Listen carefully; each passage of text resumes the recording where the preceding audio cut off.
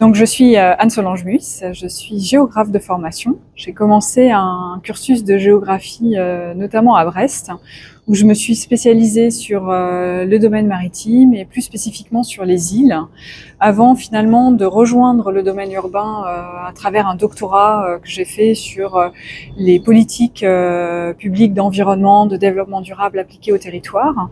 Et pendant de nombreuses années, j'ai été enseignant-chercheur à l'université, avant de monter ma petite agence de géographie spécialisée sur la concertation, l'écologie urbaine, etc. Et donc j'ai en parallèle travaillé au niveau de l'édition, d'abord dans des magazines, des journaux, des revues. Et puis ensuite, en 2020, j'ai monté une petite maison d'édition indépendante qui s'appelle Terre Urbaine, qui publie des essais en sciences humaines dans le domaine de l'écologie, de la géographie, de l'environnement appliqué au territoire et notamment au territoire urbain.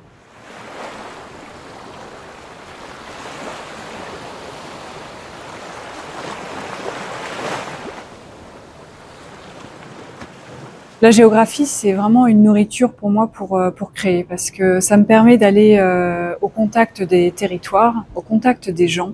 Ça me permet d'observer le monde aussi, c'est-à-dire qu'on a des outils quand on est géographe qui nous donnent la capacité de zoomer, dézoomer d'une échelle à une autre et de regarder le monde dans plein de dimensions différentes. Et le fait de pouvoir partir sur des territoires parfois très éloignés, notamment là je travaille sur Saint-Pierre-et-Miquelon, ça nourrit un imaginaire, ça nourrit aussi une analyse, et ça c'est vraiment un plus qu'apporte la géographie qui vient nourrir ensuite mes écrits.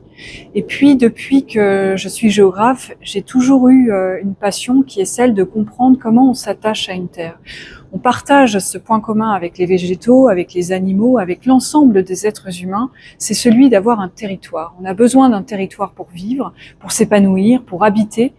Et j'ai toujours trouvé passionnant de voir comment on est capable finalement de s'accrocher à une terre au point de lui donner sa vie.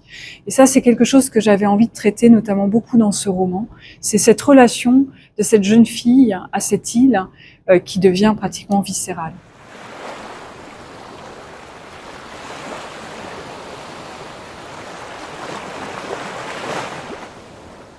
Je voulais que ce personnage principal, Louise, cette jeune fille de 20 ans, puisse finalement s'éprouver elle-même dans la nature. Alors d'abord, il fallait qu'elle ait cet environnement, je dirais, un peu unique, hostile, sauvage, pour plein de raisons. Il fallait qu'elle puisse vivre son envie de liberté, son envie aussi de voyage, son envie d'aventure, et tout ça finalement dans un élément naturel qui ne soit qu'à elle. Pourquoi ? Parce que un territoire, c'est un peu comme une personne. Quand on rencontre quelqu'un, se noue une relation unique avec cette personne qui est d'autant plus forte si elle se vit en tête-à-tête. Donc il fallait, pour renforcer cette relation, qu'elle puisse se vivre en tête-à-tête, elle et son île. Et puis, il fallait aussi qu'elle vive une épreuve. C'est-à-dire que quand on se retrouve seul, dans un endroit isolé, un peu enfermé, je pense qu'on l'a tous vécu au moment du Covid, eh bien on est soi-même face à soi-même. Le lieu devient un miroir de finalement de nos états d'âme, un miroir aussi de nos projections sur nos envies, sur nos désirs, sur notre avenir. Et là, ce que va vivre Louise, eh bien, c'est un petit peu ça, c'est que l'île devient son miroir, qu'elle a choisi de venir y vivre pour s'éprouver un peu dans la solitude, parce que la solitude fait partie de son utopie du voyage, finalement de l'aventure, et que dans cette solitude qui au départ est choisie, eh bien, elle va finalement devenir relativement subie et parasitée par un certain nombre d'événements qu'elle va être amenée à vivre. Et là, eh bien, elle se retrouve face à elle-même et elle est obligée d'observer qui elle est, de grandir et de changer. C'est un livre qui a été notamment inspiré beaucoup par les écrits d'Olivier Remeau, ce philosophe de l'environnement dont j'apprécie beaucoup les écrits, qui a fait un très bel ouvrage qui s'appelle Solitude volontaire et qui est venu nourrir cette réflexion en particulier dans ce roman.